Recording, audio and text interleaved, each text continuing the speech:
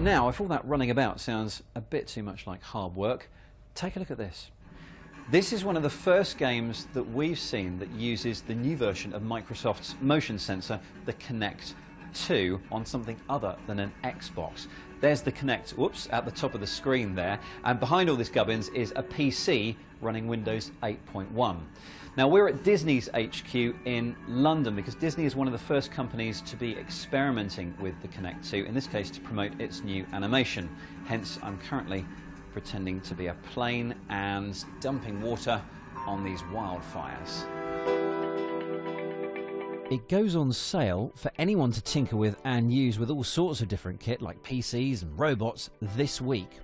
The original Kinect has been used for all kinds of stuff, from helping surgeons to offering new artworks in galleries like those we saw a few weeks ago. It's tracking 25 joints in my body as opposed to 20 in the previous model, and it can keep track of up to 6 people at a time, 4 more than before. That's partly because the new Kinect has a wider field of vision, hence both myself and Dan can stand next to each other, arms outstretched, and play the game, and the thing copes quite adequately.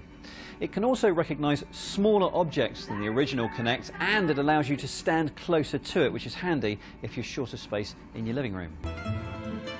Disney previously had a bit of a job making this sort of active promotional stand work in cinemas or shopping centres when smaller children tried to play.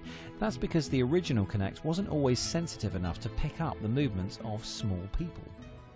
Now, there are other gesture recognition systems around, Leap Motion and Depth Sense, for example, but it's the Kinect that's been most used and adapted by developers. It's a fraction more expensive than the other systems, mind you, so we'll have to see whether its dominance continues in years to come. Now, flight simulators have been around for decades, as have racing simulators, for example. But it turns out these days you can simulate almost anything, including what it's like to be a goat. Yep, this is a ton